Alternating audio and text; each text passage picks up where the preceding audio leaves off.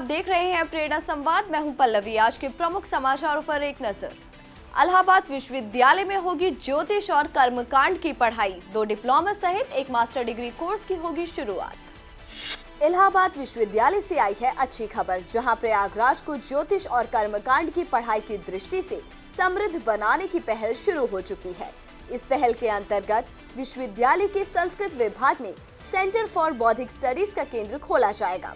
Centre में 2 diploma course की पढ़ाई होगी, जिसमें कर्मकांड में डिप्लोमा, ज्योतिष में डिप्लोमा। इसके अलावा एक मास्टर डिग्री एमए इन बौद्धिक स्टडीज कोर्स की भी पढ़ाई होगी।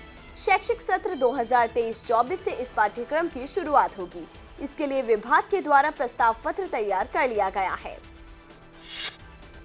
डीएनए की जांच में बड़ा खुलासा, भारतीय निकले अमेरिकियों के पूर्वज। डीएनए की जांच में जीन का 45% हिस्सा मैच।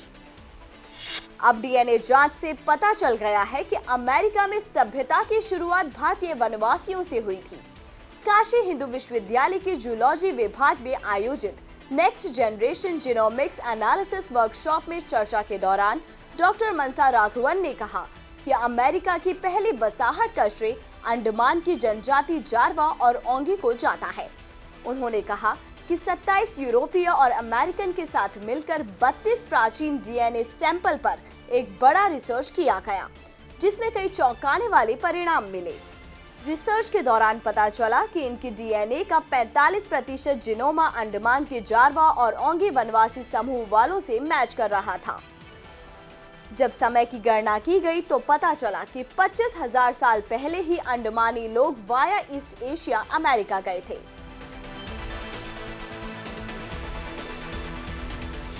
नैनीताल हाईकोर्ट ने किया बड़ा फैसला। गंगा नदी के किनारे 500 मीटर के दायरे में मांस के कारोबार पर लगा प्रतिबंध बताया सही।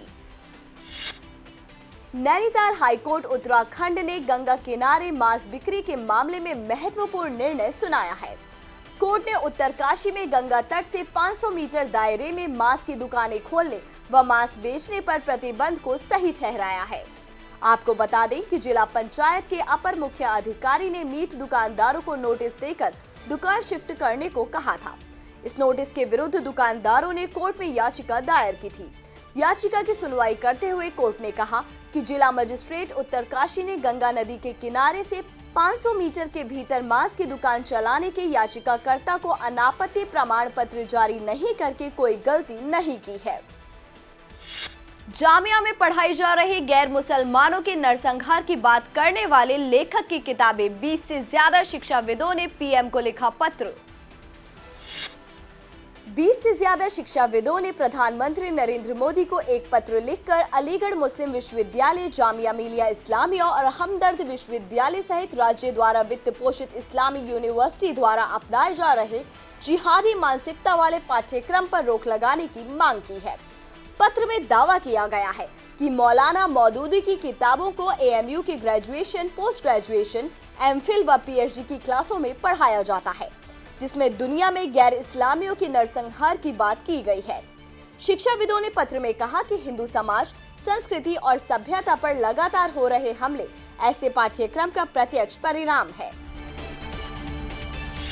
तौसीफ खान ने हिंदू बनकर कानपुर से बच्चे को अगवा कर गुजरात में किया दुष्कर्म। पुलिस ने सर्विलांस की मदद से पकड़ा आरोपी। नाबालिग हिंदू किशोरी को अगवा करके गुजरात ले जाने और रेप के आरोपी 2 युवकों तौसीफ खान और अनिकेत को सर्विलांस की मदद से नौबस्ता पुलिस ने गिरफ्तार कर लिया है। नाबालिग के परिजनों की शिकायत पर नौबस्ता थाने में दोनों के खिलाफ अपहरण, रेप, पॉक्सो समेत अन्य गंभीर धाराओं में एफआईआर दर्ज की गई है। पूछताछ के दौरान नाबालिग किशोरी ने पुलिस को बताया कि तौसीफ खान उर्फ साहिल ने उससे हिंदू बनकर पहले दोस्ती की, फिर उसे अगवा कर गुजरात ले गया। इस दौरान दोनों ने उसके साथ दुष्कर्म की घटना को अंजाम दिया।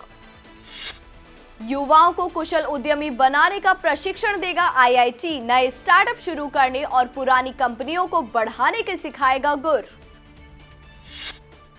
भारतीय प्रौद्योगिकी संस्थान स्थित startup incubation and innovation centre के विशेषज्ञ एमएसएमई मंत्रालय के सहयोग से उद्यमिता विकास के लिए 40 प्रशिक्षण कार्यक्रम शुरू करेंगे। इसमें नई स्टार्टअप विकसित करने और पुराने उद्यमों को आगे बढ़ाने के गुर सिखाए जाएंगे। इसके लिए एमएसएमई मंत्रालय की ओर से पहली बार देश भर के प्रतिष्ठित भारतीय प्रौद्योगिकी संस्थानों, भारतीय प्रबंधन संस्थानों के साथ मिलकर उद्यमिता विकास के लिए प्रशिक्षण कार्यक्रमों की रूपरेखा तैयार की गई है, जिसके अंतर्गत इंजीनियरों, प्रबंधन कोर्स कर चुके छात्रों या कृषि विषय से स्नातक पास युवाओं के लिए उद्यमिता एवं कौशल विकास कार्यक्रम चलाए जाएंगे। अब एक नजर आज की प्रमुख सुर्खियों पर। आपदा के 9 साल बाद बना केदारनाथ का प्रवेश द्वार पहले की तरह ही घंटा बजाकर श्रद्धालु करेंगे प्रवेश।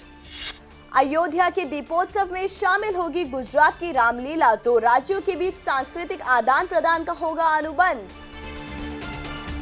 पिता अतीक अहमद के बाद बेटे अली अहमद का ठिकाना बना नैनी जेल, बैरक के आसपास तैनात हुए बंदी रक्षक।